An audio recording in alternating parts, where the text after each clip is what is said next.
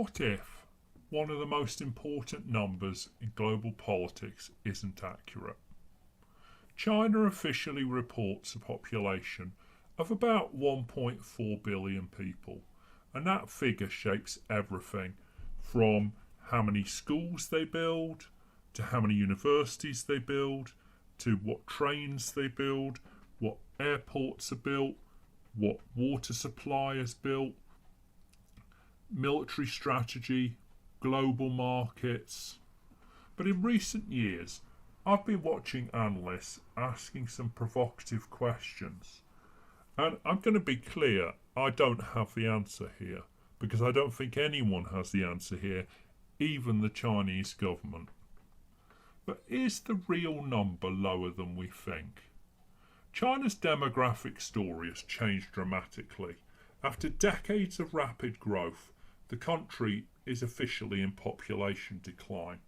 The legacy of the one-child policy, rising urban costs, falling birth rates, and an ageing society have all reshaped the trajectory of the population pyramid.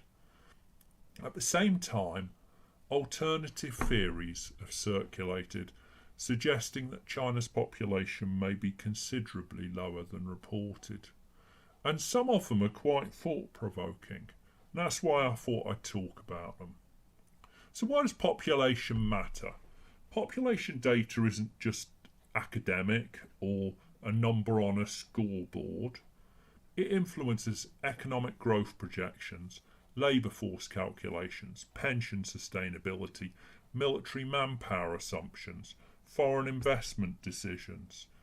If a country overstates or understates its population, it affects global markets and geopolitical planning. In 1979, China's one-child policy was implemented, and for most people, it meant one child. It was never quite as straightforward as that, and it was applied differently in different regions. And hey, in Beijing, some people could afford to pay the heavy penalties. It was very successful at slowing down the population's surging growth, and no doubt contributed a lot to some of the economic success and the improvement in standard of living that's been achieved in China, which is remarkable. But it created a rapidly ageing population. If you have a pyramid and you stop putting bricks in at the bottom, it starts looking a lot less pointy and a lot more inverted.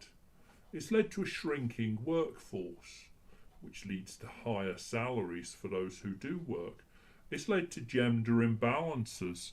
Millions of female children were aborted. I don't think that's controversial to say. And it's led to a long-term fertility decline. Even after the policy ended, people had become habituated to having one child, and it hasn't rebounded meaningfully.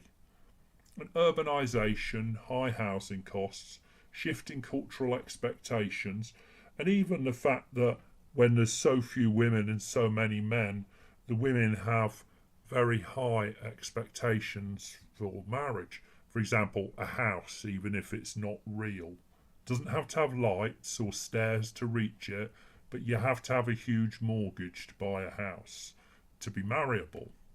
Now, it's not controversial to say that China's population is declining.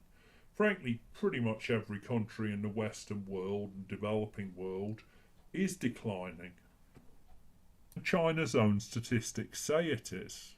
But if the population's not 1.4 billion, it changes a lot in the international calculation.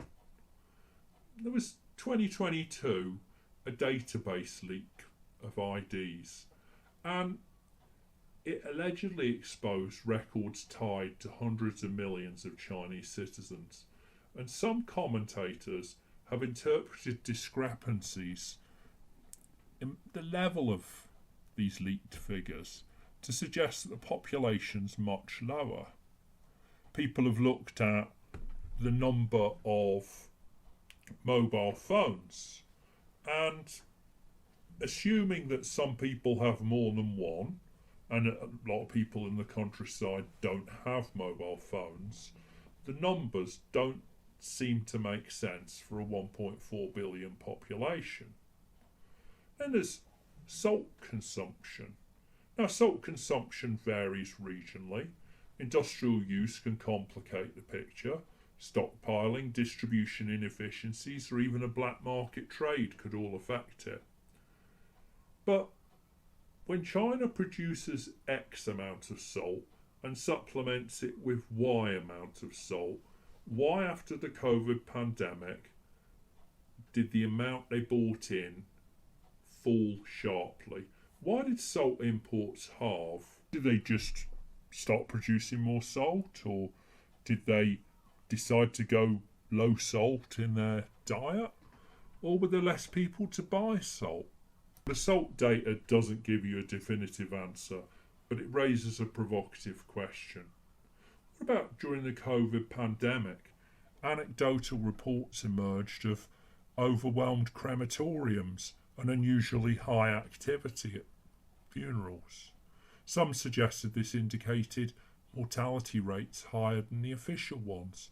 Well, policies delayed the widespread infection, so that doesn't necessarily mean there were a lot. They could have just been quick.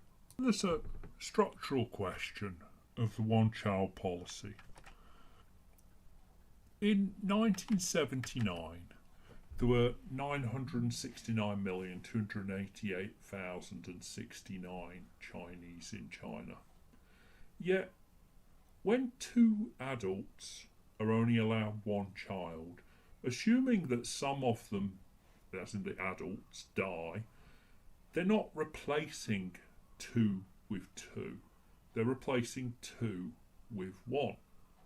So, without going into a lot of mathematical modelling, when you prevent adults from having two children and you end up with, let's say, 1.1 instead, how does your population go up 47% in the next 30 years?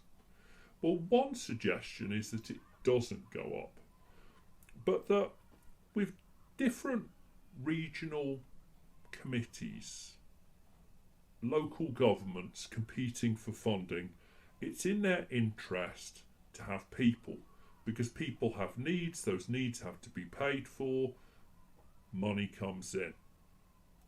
So, if somebody gets reported as born who isn't, a hospital gets money. If someone goes to school who doesn't exist, the school gets some money.